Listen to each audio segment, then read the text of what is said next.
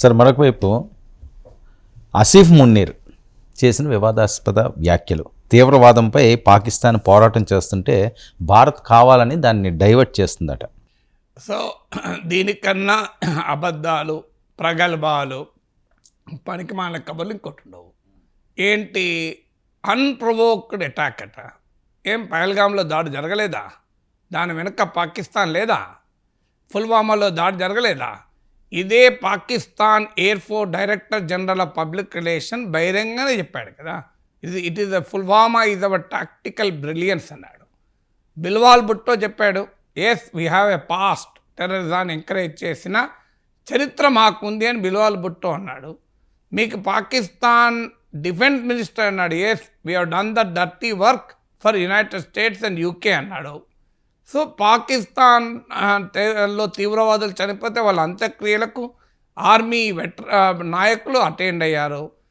లష్కరీ తోయిబా టెర్రరిస్టులతో కలిసి పాకిస్తాన్ మంత్రులు బహిరంగ సభలో పాల్గొన్నారు. ఇంతకన్నా ప్రూఫ్ ఏం కావాలి? అందువల్ల ఈ చెత్త వాగుడు తప్ప ఏముంటుంది దీంట్లో? అన్ప్రొవోక్డ్ ఏం మన ఎప్పుడైనా పహల్గాం దాడి జరగకపోతే ఆపరేషన్ సింధూర్ జరిగేది కాదు, పుల్వామా జరగకపోతే బాలాకోట్ స్ట్రైక్ జరిగేది కాదు, యూరీ జరగకపోతే సర్జికల్ స్ట్రైక్ జరిగేది కాదు, కార్గిల్లో చొరబడితేనే కదా మనం యుద్ధం చేసింది.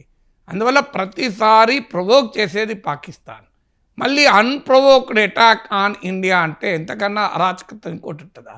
ఇక రెండవది, తీవ్రవాదాన్ని మేము పోరాడుతుంటే భారతదేశం డైవర్ట్ చేస్తుందట. దాని అర్థం ఉన్నది. ఒసామా బిన్ లాడెన్ ఎక్కడ దొరికిండు? ఒసామా బిన్ లాడెన్ 5 ఏళ్ళు దాచిపెట్టిన దేశం ఇంత దౌర్భాగ్యంగా మాట్లాడితే ఇంకంతకన్నా దుర్మార్గం ఏముంటుంది? సో ఒసామా బిన్ లాడెన్ ఎక్కడున్నాడు? యునైటెడ్ నేషన్ నిషేధించిన తీవ్రవాదులు కదా, మనం చెప్పడం కాదు కదా.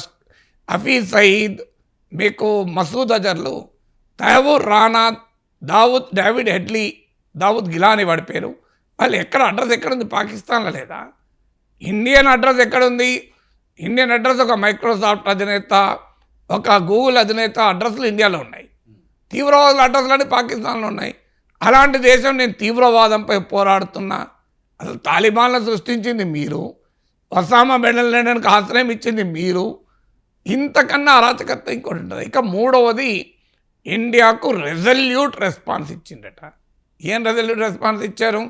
వాళ్ళ ప్రైమ్ మినిస్టరే షబాజ్ షరీఫే చెప్పాడు కదా, నిజమే మా ఎయిర్ బేస్ ధ్వంసమైంది, Nur Khan air base, Sargodha air base ధ్వంసమైంది, బ్రహ్మోస్ మేము ఆపలేకపోయాం, ఇవన్నీ వాళ్ళే చెప్పుకున్నారు కదా. సో చెప్పుకున్న తర్వాత మరి ఫస్ట్ ఎవరు ఫోన్ చేశారు? పాకిస్తాన్ ఫోన్ చేసిందా, ఇండియా ఫోన్ చేసిందా? Pakistan director general military operation phone చేసేంత వరకు భారతదేశం కాల్పులే ఆపలేదు కదా.